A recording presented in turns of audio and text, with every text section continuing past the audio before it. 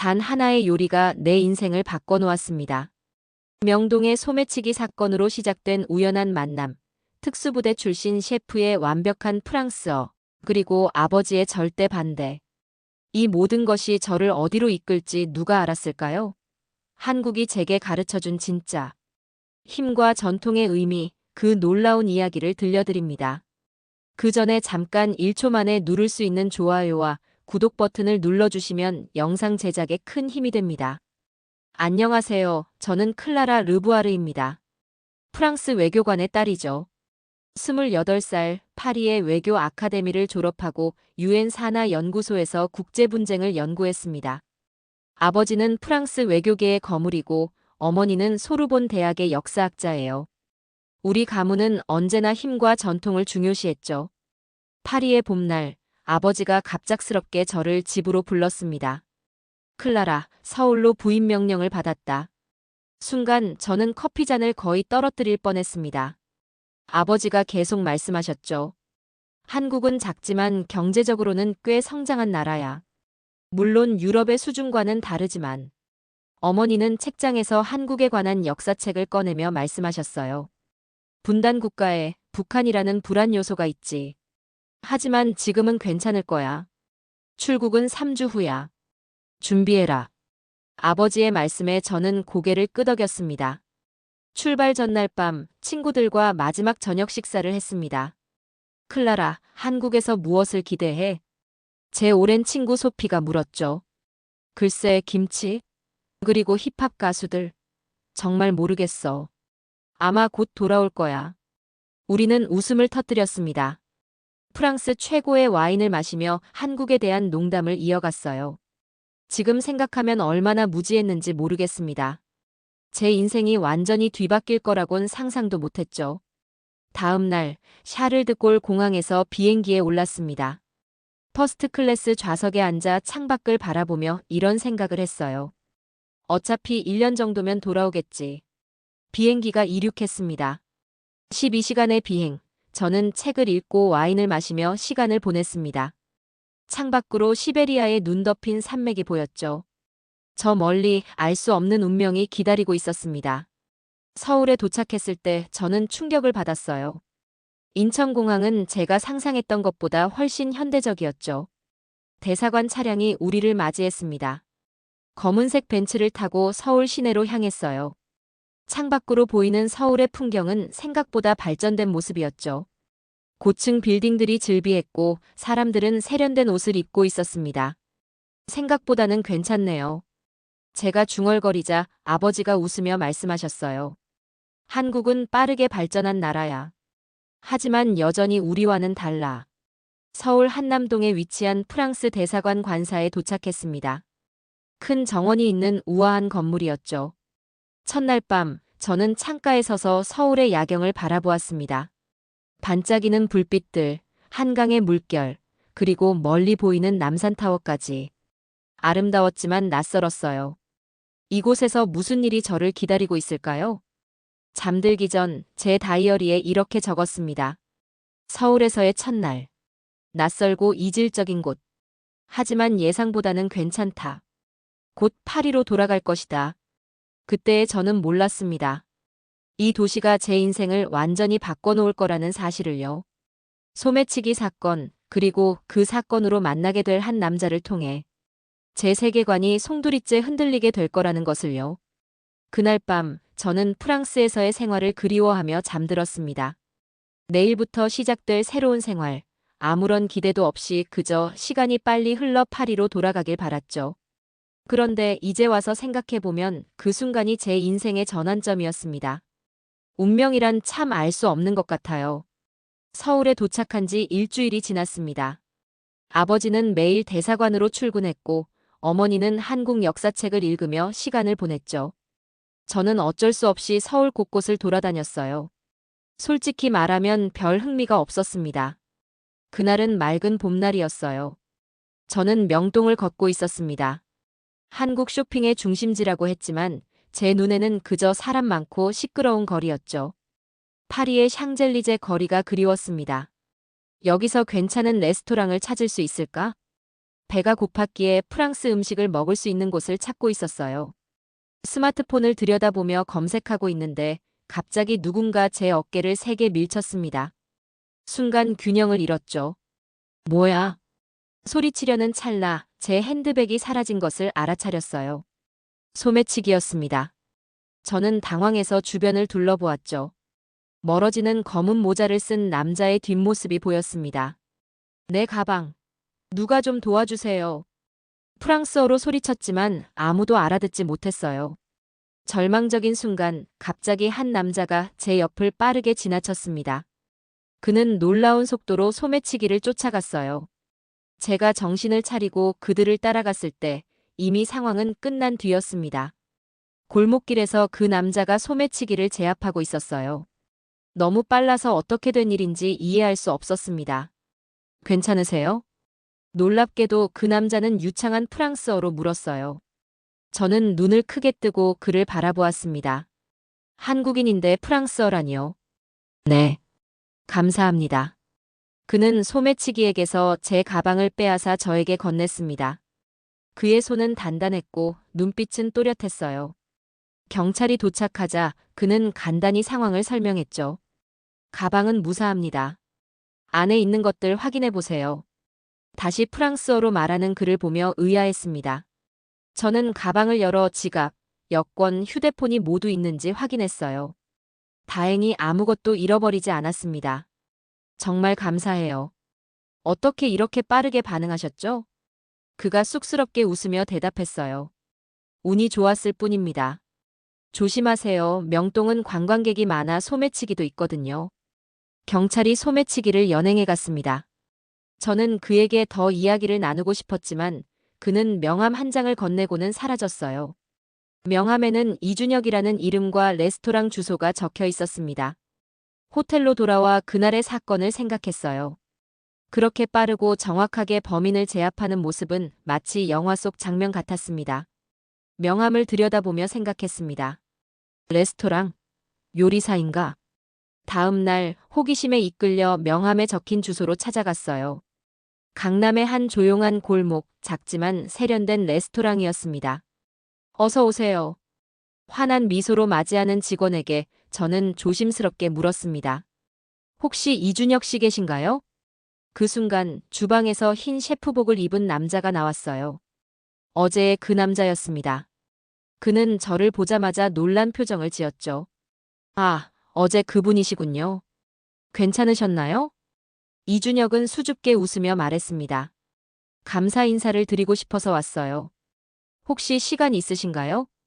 이준혁은 주방을 힐끔 보더니 동료에게 뭔가 말했습니다. 그리고 앞치마를 벗고 저에게 다가왔어요. 잠시라면 괜찮습니다. 커피 한 잔 하실래요? 우리는 레스토랑 한쪽 테이블에 앉았습니다. 저는 그에게 물었어요. 어떻게 프랑스어를 그렇게 잘하시죠? 그는 웃으며 대답했습니다. 군 복무 시절 평화유지군으로 프랑스어권 아프리카에 파견됐었거든요. 거기서 배웠습니다. 군인이셨어요? 네, 특수부대였죠. 지금은 요리사 연수생이고요. 대화를 나누면서 저는 점점 이준혁에게 흥미를 느꼈습니다.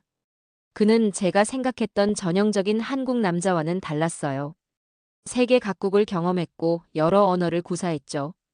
그리고 무엇보다 요리에 대한 열정이 느껴졌습니다. 언제든 도움이 필요하시면 연락주세요. 서울은 처음이시죠? 우리는 번호를 교환했습니다. 레스토랑을 나오면서 묘한 기분이 들었어요.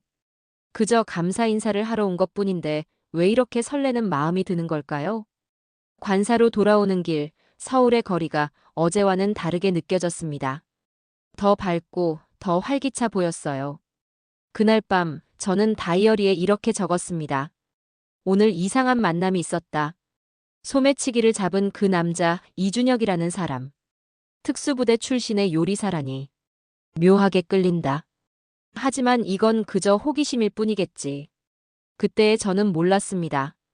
이 만남이 제 인생을 완전히 바꿔놓을 거라는 것을요. 운명이란 이렇게 예고 없이 찾아오는 것인지도 모르겠습니다. 이준혁과의 만남 이후 저는 미칠 것 같았습니다. 그가 자꾸 생각났어요. 이건 그냥 호기심일 뿐이야. 스스로에게 계속 되뇌었지만 마음은 이미 다른 곳에 가 있었죠. 어느 날 저는 용기를 내어 그에게 메시지를 보냈습니다. 서울에 좋은 곳을 안내해 주실 수 있나요? 답장은 금방 왔어요. 물론이죠. 언제 시간 되세요? 우리는 주말에 만나기로 했습니다. 이준혁은 저를 북촌 한옥마을로 데려갔어요.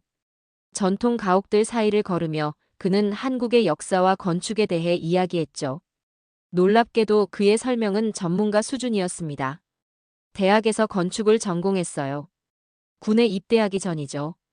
건축학도에서 군인 그리고 요리사라니. 흥미로운 경력이네요. 인생이란 게 계획대로 흘러가지 않잖아요. 북촌에서의 하루는 신선했습니다. 저녁이 되자 이준혁은 나를 한식당으로 안내했어요. 작지만 고급스러운 분위기의 한식당이었죠. 오늘은 진짜 한국 음식을 맛보세요. 그의 추천으로 코스 요리를 시켰습니다. 신선한 해산물, 향긋한 나물, 그리고 다양한 양념의 조화가 놀라웠습니다. 와, 이건 정말 맛있네요. 한국인이라고 해서 김치만 먹고 사는 건 아니에요. 우리는 서로를 바라보며 웃었습니다. 이준혁은 각 음식에 얽힌 이야기를 들려주었어요. 그의 음식에 대한 지식은 깊었고 설명은 흥미로웠죠. 내일 제가 일하는 레스토랑으로 오세요. 제가 특별히 요리해 드릴게요. 다음 날 약속대로 그의 레스토랑을 찾았습니다. 그는 특별석에 저를 앉히고 직접 요리를 차려왔어요. 프랑스 전통 요리에 한국적 요소를 가미한 퓨전 요리였습니다. 이건 뭐죠? 푸아그라인데 한국 배와 대추를 곁들였어요.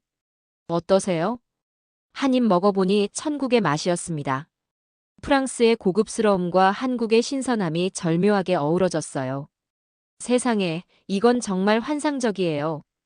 이준혁의 눈이 반짝였습니다. 그의 요리는 단순한 음식이 아니었어요. 문화의 융합, 전통과 혁신의 만남이었죠. 식사 후 이준혁은 주방을 보여주겠다며 저를 안내했습니다. 주방은 놀랍도록 깨끗하고 정돈되어 있었어요. 마치 군대 같은 규율이 느껴졌죠. 특수부대에서 배운 규율이 주방에서도 도움이 돼요. 그는 농담처럼 말했지만 저는 그의 진지함을 느낄 수 있었습니다. 이준혁은 자신이 하는 모든 일에 열정과 규율을 가지고 임하는 사람이었어요. 특수부대 생활은 어땠나요? 힘들었지만 많은 것을 배웠습니다. 극한 상황에서의 인내, 팀워크, 그리고 문제 해결 능력까지. 그의 말에 저는 감탄했습니다. 이준혁은 제가 만난 다른 남자들과는 달랐어요. 깊이 있고 진중했죠. 주방 투어 후 그는 저를 레스토랑 옥상으로 데려갔습니다. 서울의 야경이 펼쳐졌어요. 반짝이는 도시의 불빛들이 마치 별처럼 빛났죠. 서울은 어떠세요? 적응되셨나요? 처음엔 낯설었지만 점점 좋아지고 있어요. 사실 좋아지고 있던 건 서울이 아니라 이준혁과 함께하는 시간이었습니다. 그와 대화할 때마다 새로운 세계가 열리는 느낌이었어요. 프랑스는 어떤가요? 언젠가 가보고 싶어요. 아름다운 나라예요. 하지만 지금은 서울이 더 매력적으로 느껴지네요. 제 말에 이준혁은 미소를 지었습니다. 그 순간 우리 사이에 뭔가가 흐르는 것을 느꼈어요. 단순한 호감을 넘어선 감정이었죠. 그날 이후로 우리는 자주 만났습니다. 때로는 서울의 명소를 돌아다니고 때로는 그의 레스토랑에서 새로운 요리를 맛보았어요. 그의 요리는 예술이었고 그의 이야기는 모험이었죠. 한 달이 지난 어느 날 이준혁은 용기를 내어 고백했습니다. 클라라, 당신을 좋아해요. 심장이 멈추는 것 같았어요. 저도 그를 좋아했지만 갑자기 현실이 눈앞에 펼쳐졌습니다. 이준혁, 나도 당신을 좋아해요. 하지만 알아요. 쉽지 않다는 거. 그의 눈에 슬픔이 깃들었습니다. 저는 무슨 말을 해야 할지 몰랐어요. 가슴은 이준혁을 원했지만 머리는 현실을 직시하라고 했죠. 시간을 가져요. 서두르지 말고. 이준혁의 말에 저는 고개를 끄덕였습니다. 그날 밤 관사로 돌아와 오랜 시간 생각했어요. 아버지에게 이준혁을 소개한다면 어떤 반응일까요? 한국인, 전직 군인, 게다가 요리사. 아버지의 목소리가 머릿속에 울렸습니다. 다음 날 저는 용기를 내어 어머니에게 이준혁에 대해 이야기했어요. 어머니는 잠시 침묵하다가 말씀하셨죠. 아버지에게는 아직 말하지 마렴. 그가 어떤 사람인지 더 알아본 후에. 어머니의 말씀에 안도했습니다. 최소한 완전히 반대하지는 않으셨어요. 저는 이준혁과의 관계를 조금 더 발전시키기로 했습니다. 하지만 아버지의 그림자는 여전히 제 마음 한구석에 드리워져 있었죠. 그리고 얼마 지나지 않아 제 우려는 현실이 되었습니다. 아버지는 어떻게든 이준혁의 존재를 알게 되었고 격렬하게 반대하셨어요. 제 인생에서 가장 힘든 시간이 시작되었습니다. 아버지는 이준혁에 대해 알게 된 순간부터 불같이 화를 내셨습니다. 저녁 식사 시간 식탁에서 갑자기 폭발하셨어요. 클라라, 내가 한국인 요리사와 만나고 있다고? 아버지의 눈빛이 차갑게 빛났습니다. 저는 어떻게 알게 되셨는지 놀랐지만 당당하게 대답했어요. 네, 그의 이름은 이준혁이에요. 정말 좋은 사람이랍니다. 외교관 집안의 딸이 이런 짓을 해? 아버지는 와인 잔을 내려놓으며 무섭게 말씀하셨죠. 어머니는 조용히 저의 손을 잡아주셨습니다. 아버지, 이준혁은 단순한 요리사가 아니에요. 특수부대 출신이고 건축학을 전공했어요. 그리고 프랑스어도 유창하게 구사한답니다. 제 말에 아버지는 코웃음을 쳤습니다. 한국인, 전직 군인, 게다가 요리사? 말도 안 된다. 아버지는 와인 잔을 손에 쥐고 계셨습니다. 손가락이 하얗게 변할 정도로 꽉 쥐고 계셨죠. 저는 용기를 내서 말했어요. 아버지, 제가 이준혁을 좋아해요. 그는 제가 만난 사람 중 가장 진실되고 따뜻한 사람이에요. 클라라, 넌 르부아르 가문의 딸이야. 우리는 프랑스의 엘리트 가문이라고. 이런 사람과 어울리는 것은 내 미래를 망치는 일이야. 아버지의 목소리에는 분노와 실망이 섞여 있었습니다. 저는 가슴이 아팠어요. 왜 아버지는 이준혁을 만나보지도 않고 판단하시는 걸까요? 최소한 한 번이라도 만나보세요, 아버지. 이준혁이 어떤 사람인지 직접 보시면. 필요 없어. 난 이미 충분히 알아. 한국은 분단 국가야. 정치적으로 불안정하고 북한이라는 위험이 항상 도사리고 있지. 게다가 문화적으로도 우리와 너무 달라. 아버지의 편협한 생각에 저는 화가 났습니다. 하지만 참았어요. 싸움으로는 아무것도 해결되지 않을 테니까요. 아버지, 제 삶은 제가 선택하고 싶어요. 그럼 가문을 저버리겠다는 거냐? 아버지의 질문에 저는 할 말을 잃었습니다. 르부아르 가문은 제 정체성이었어요. 아버지의 기대에 부응하며 살아왔죠. 하지만 이제는 제 진정한 행복이 무엇인지 고민하게 되었습니다. 그날 밤 저는 눈물을 흘리며 이준혁에게 전화했어요. 아버지가 알아버렸어. 너무 화가 나셨어. 괜찮아요, 클라라. 시간이 필요한 거죠. 외교관이신 아버님의 입장도 이해해요. 이준혁의 차분한 목소리가 저를 위로했습니다. 그는 항상 이렇게 이해심이 깊었어요. 화를 내기보다는 상대방의 입장을 먼저 생각했죠. 이준혁, 우리 어떻게 해야 할까? 천천히 가요. 서두를 필요 없어요. 난 클라라를 기다릴 수 있어요. 그의 말에 제 마음이 녹아내렸습니다. 이준혁은 제가 아버지와의 관계를 해치지 않길 바랐어요. 그의 배려심이 더욱 사랑스럽게 느껴졌죠. 다음 날 아버지는 저를 서재로 불렀습니다. 그의 표정은 엄격했어요. 클라라, 내 딸로서 내가 해야 할 일이 있어. 아버지는 서랍에서 서류 한 장을 꺼내셨습니다. 파리 소르본 대학의 박사과정 입학 허가서였어요. 다음 달에 파리로 돌아가거라. 내 연구를 계속하는 게 좋겠다. 저는 그 서류를 바라보았습니다. 몇 달 전이었다면 기뻐했을 기회였죠. 하지만 지금은 달랐어요. 아버지, 저는 여기 한국에서의 연구를 마치고 싶어요. 클라라, 이건 내 미래를 위한 결정이야. 한국에서 무슨 미래가 있겠니? 아버지의 눈에는 걱정이 서려 있었습니다. 그분은 진심으로 제 행복을 바라셨지만 그 행복이 무엇인지는 이해하지 못하셨어요. 생각해 볼게요, 아버지. 서재를 나오면서 저는 갈등에 휩싸였습니다. 파리로 돌아가면 안락한 삶, 사회적 지위, 그리고 가족의 지지를 받을 수 있어요. 하지만 이준혁과의 사랑은 포기해야 하죠. 그날 오후 저는 이준혁의 레스토랑을 찾았습니다. 그에게 모든 상황을 설명했어요. 아버지가 파리로 돌아가라고 하셨어. 이준혁의 얼굴에 슬픔이 스쳤지만 곧 미소를 지었습니다. 클라라의 미래가 중요해요. 파리에서의 연구가 도움이 된다면 그곳으로 가야죠. 나를 보내고 싶어? 원하지 않아요. 하지만 클라라의 행복이 먼저예요. 그의 이타적인 마음에 저는 더욱 혼란스러웠습니다. 정말 사랑한다면 붙잡아야 하는 것 아닐까요? 하지만 이준혁은 달랐어요. 그는 제가 후회 없는 선택을 하길 바랐죠. 다음 주 아버지는 대사관에서 큰 리셉션을 열었습니다. 여러 국가의 외교관들이 초대됐어요. 저도 참석해야 했죠. 아버지는 분명히 저를 다른 외교관 자제들과 만나게 하려는 의도였을 거예요. 리셉션 도중 한 프랑스 외교관의 아들이 저에게 접근했습니다. 파리 정치대학을 졸업하고 외교부에서 일하는 엘리트였죠. 아버지의 눈에는 확실히 적합한 상대로 보였을 거예요. 클라라, 파리로 돌아갈 계획이 있다고 들었어요. 그가 와인을 건네며 말했습니다. 아직 결정된 건 아니에요. 대화 도중 갑자기 소란이 일어났어요. 주방에서 불이 났다는 소식이었죠. 사람들이 당황하는 사이 저는 아버지를 찾았습니다.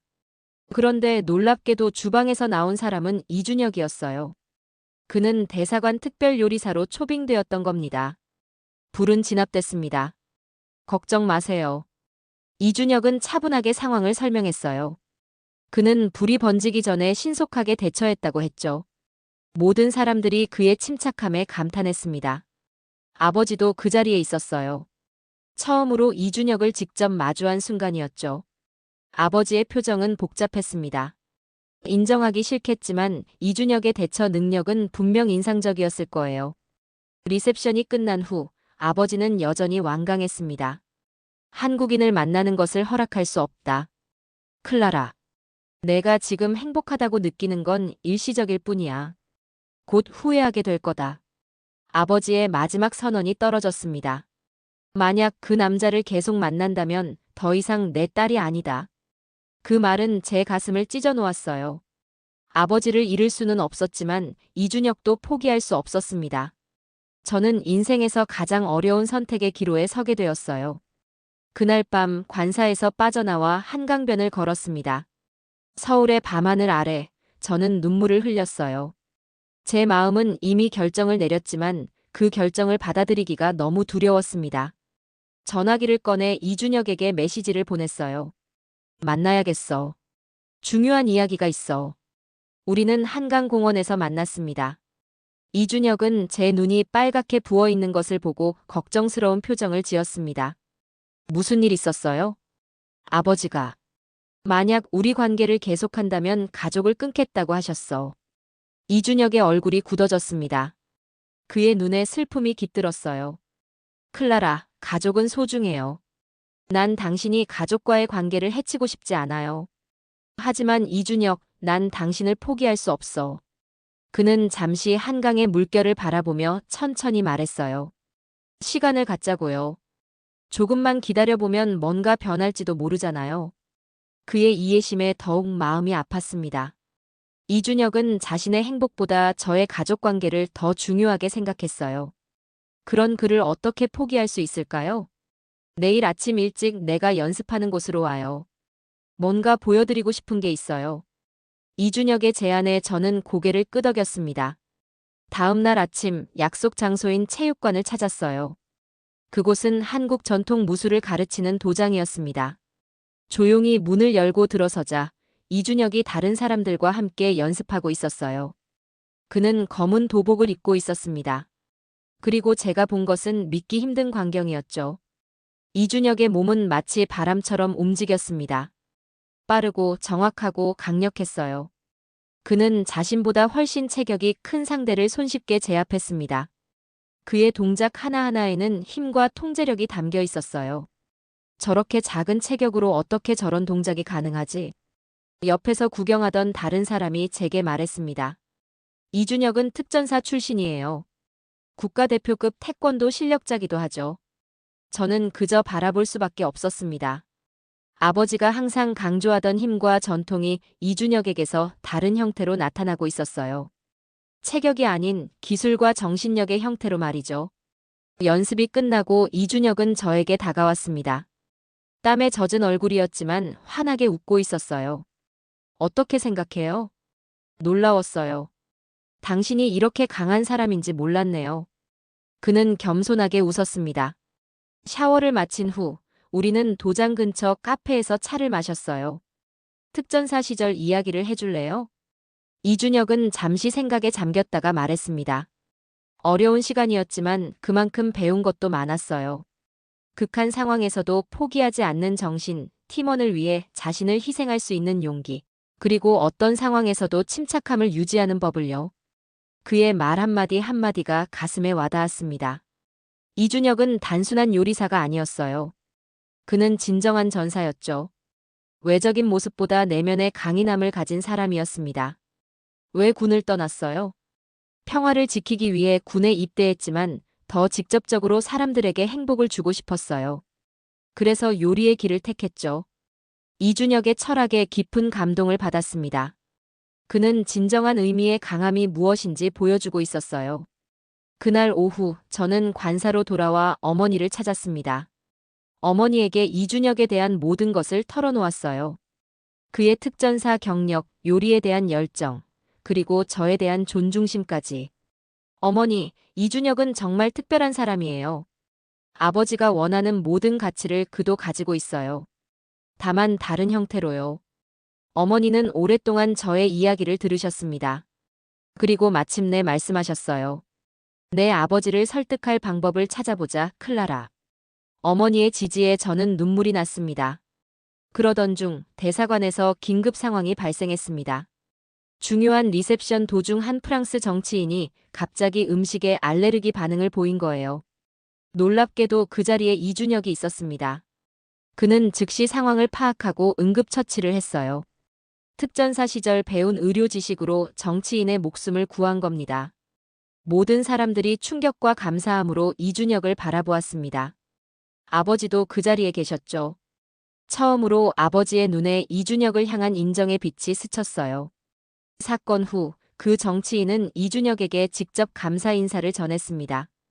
프랑스 대사관의 많은 사람들 앞에서 한국인 요리사가 존경받는 순간이었어요. 당신의 침착함과 지식이 내 목숨을 구했소. 진심으로 감사드립니다. 이준혁은 겸손하게 고개를 숙였습니다. 저는 그 순간 더욱 그를 사랑하게 되었어요. 그는 말로만이 아닌 행동으로 자신의 가치를 증명했죠. 그날 밤 아버지는 저를 불렀습니다. 조금은 누그러진 듯 했어요. 오늘 그 청년이 보여준 행동은 인상적이었다. 아버지의 말에 저는 희망을 느꼈습니다. 아버지, 이준혁을 한 번만 제대로 만나보세요. 그가 어떤 사람인지 직접 알아보시면 이해하실 거예요. 아버지는 잠시 생각하더니 마지못해 고개를 끄덕였습니다. 저는 기뻤지만 동시에 긴장됐습니다. 이것이 우리의 마지막 기회였어요. 이준혁이 아버지를 설득할 수 있을까요? 우리의 사랑이 가족의 전통적 기대를 넘어설 수 있을까요? 그날 밤 폭풍우가 서울을 덮쳤습니다. 하지만 폭풍 뒤에는 항상 맑은 하늘이 오듯 저는 우리의 미래에 희망을 품었습니다. 이준혁에게 전화를 걸어 상황을 설명했어요. 아버지가 당신을 만나고 싶어 해. 우리의 마지막 기회야. 최선을 다할게요, 클라라. 약속해요. 그의 목소리에는 결의가 담겨 있었습니다. 이준혁은 이미 계획을 세우고 있었습니다. 이준혁과의 만남 날짜가 다가왔습니다.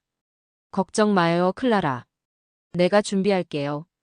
이준혁의 자신감 있는 목소리가 조금은 안심이 되었습니다. 전날 밤 이준혁에게 전화했습니다. 내일 어떻게 할 거예요? 비밀이에요. 하지만 한 가지 부탁이 있어요. 내일 아버님께 오픈 마인드로 저의 요리를 맛보시도록 해주세요. 요리? 이준혁은 음식으로 아버지를 설득하려는 걸까요? 다음 날, 이준혁은 정시의 관사에 도착했어요. 그는 평소와 달리 정장을 입고 있었습니다. 단정하고 세련된 모습이었죠. 손에는 커다란 가방을 들고 있었어요. 이게 뭐예요? 요리에 필요한 재료들이요. 아버지는 거실에서 우리를 맞이했습니다. 냉랭한 표정이었지만 최소한 예의는 갖추고 계셨어요. 르부아르 대사님, 만나 뵙게 되어 영광입니다. 이준혁은 유창한 프랑스어로 인사했습니다. 들어보니 요리사라고 하던데 맞나? 아버지의 차가운 질문에 이준혁은 미소를 지었습니다. 네, 그렇습니다. 현재 미슐랭 레스토랑에서 연수 중입니다. 오늘 특별히 대사님을 위해 요리를 준비했습니다. 허락해 주시겠습니까? 아버지는 잠시 망설이다가 고개를 끄덕였습니다. 이준혁은 주방으로 향했고 저는 아버지와 어색한 침묵 속에 앉아 있었어요. 프랑스어가 꽤 유창하군.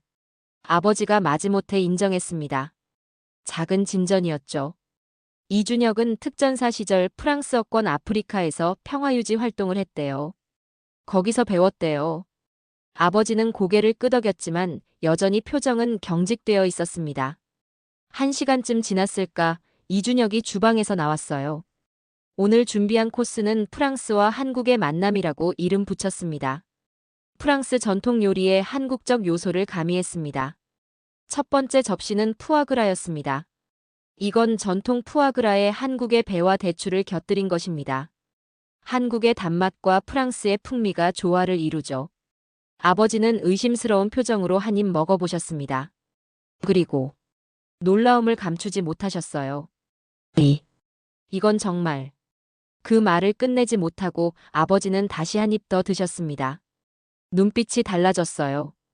두 번째 요리는 부이아베스였지만 한국의 매운맛을 약간 가미한 것이었습니다.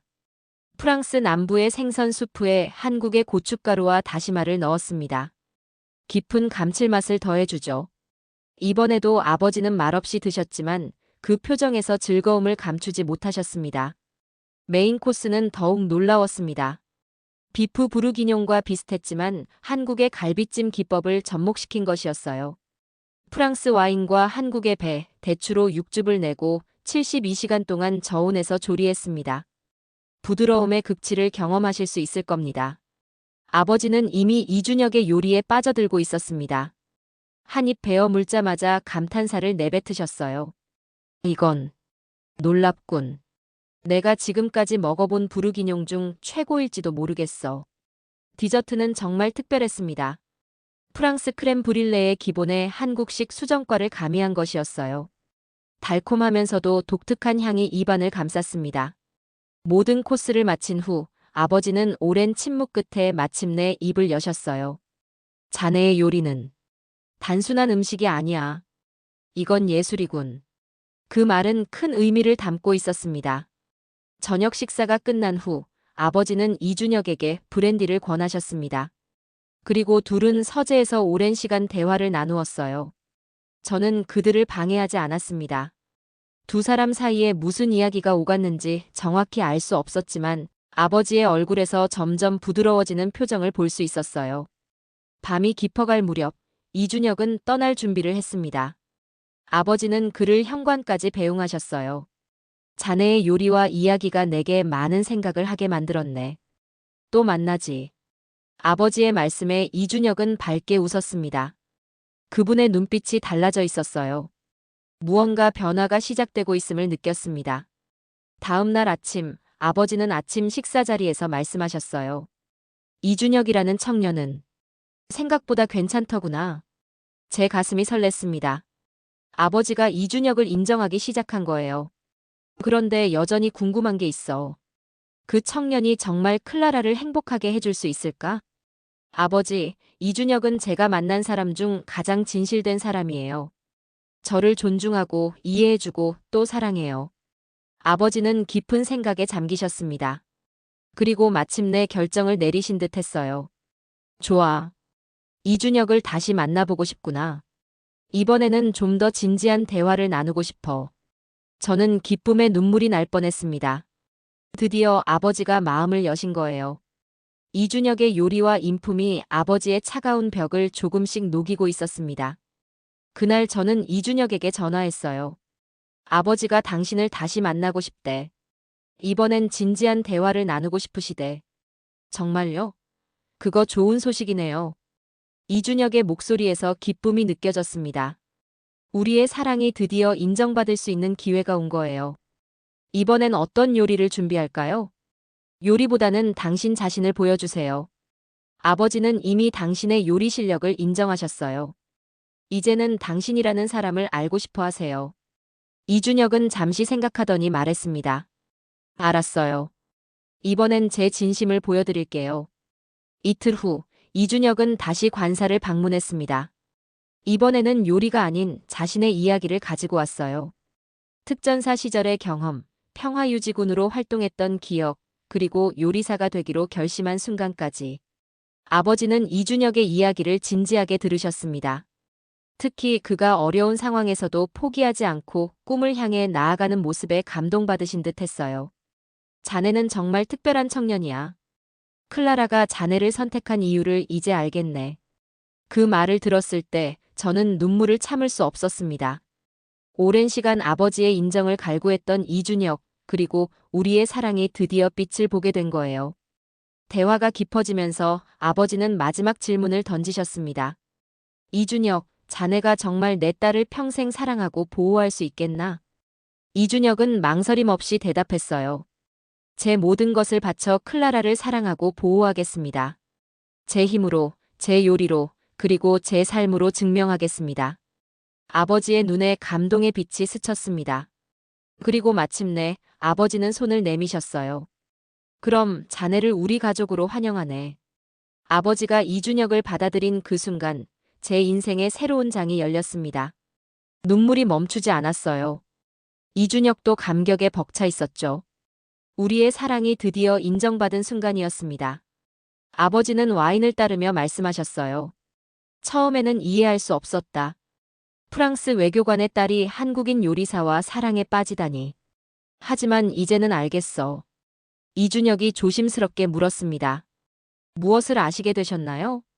아버지는 미소를 지으셨어요. 오랜만에 보는 따뜻한 미소였습니다. 진정한 힘이 무엇인지를 말이다. 내가 항상 힘과 전통을 중요시했지.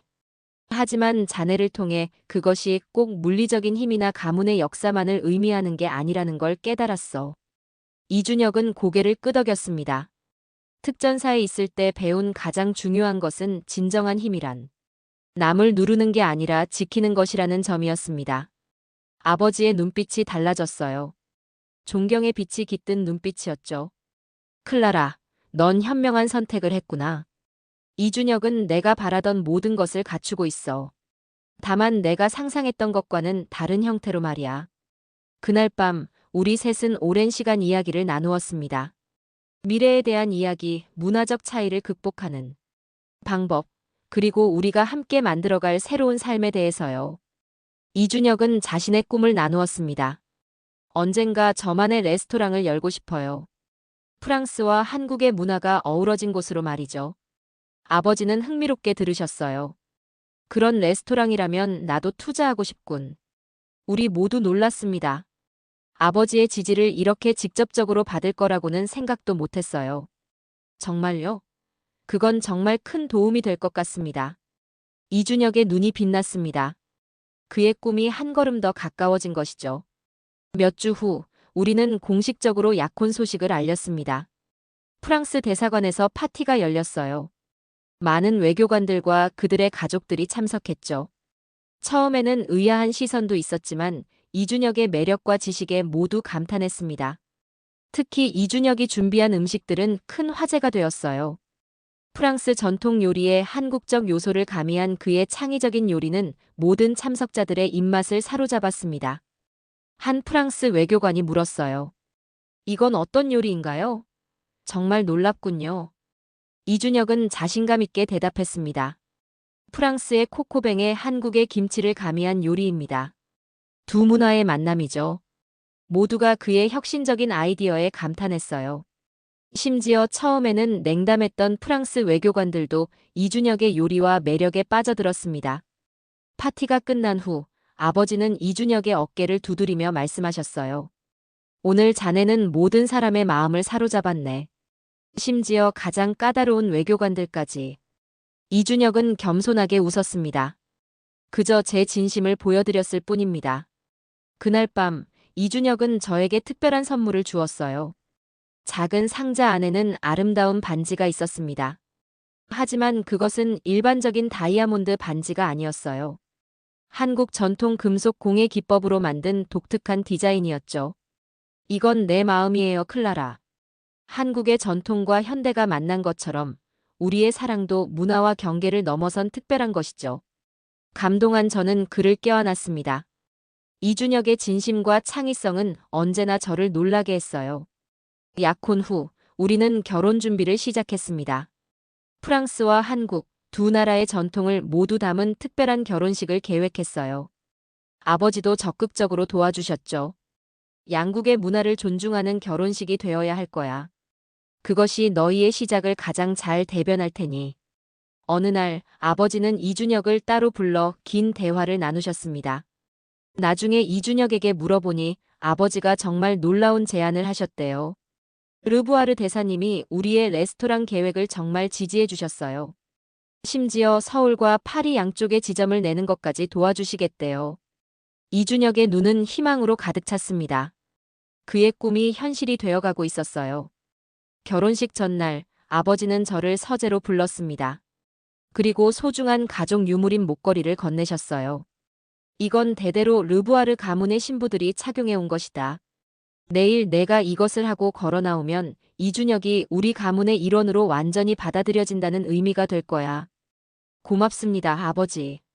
정말 행복해요. 아버지는 미소 지으며 말씀하셨죠.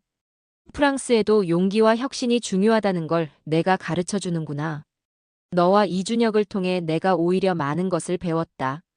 결혼식 날 프랑스 대사관의 정원은 아름답게 장식되었습니다.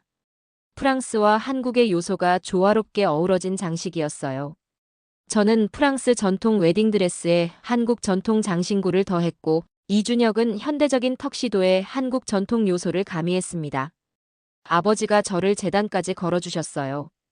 그분의 눈에는 자랑스러움과 사랑이 가득했습니다. 이준혁은 제단에서 환한 미소로 저를 기다리고 있었죠. 우리의 결혼식은 양국 문화의 아름다운 융합이었습니다. 프랑스 전통 예식과 한국의 패백 의식이 함께 진행되었어요. 하객들은 두 문화의 만남에 감탄했습니다. 서울의 모든 주요 외교관들과 고위 인사들이 참석했어요. 이 결혼은 단순한 두 사람의 결합을 넘어 문화적 교류의 상징이 되었습니다. 결혼식 후 이어진 연회에서는 이준혁의 특별 요리가 제공되었어요. 프랑스와 한국의 맛이 어우러진 환상적인 요리들에 모든 사람들이 찬사를 보냈습니다.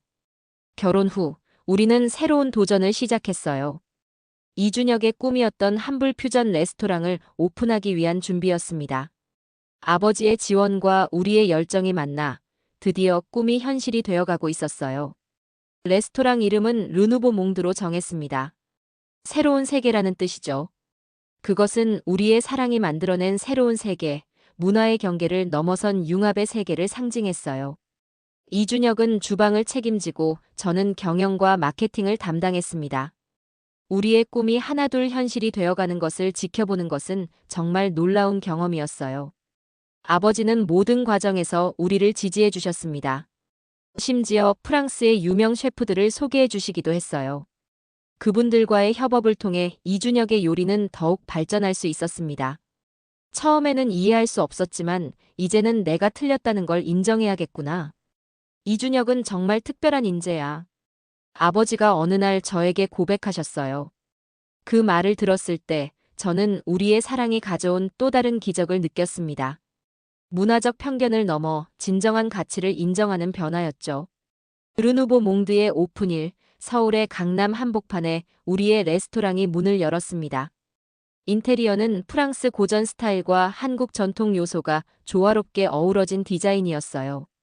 벽에는 한국 전통 그림과 프랑스 인상파 그림이 나란히 걸려 있었죠. 오픈 첫날부터 레스토랑은 예약으로 가득 찼습니다. 서울의 많은 유명인들과 외국 대사들이 찾아왔어요. 이준혁의 요리는 모든 이들의 기대를 훨씬 뛰어넘었습니다. 이건 단순한 퓨전 요리가 아니야. 완전히 새로운 미식 경험이야.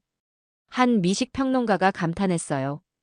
이준혁의 요리는 두 문화의 단순한 혼합이 아닌 새로운 차원의 맛을 창조해냈죠.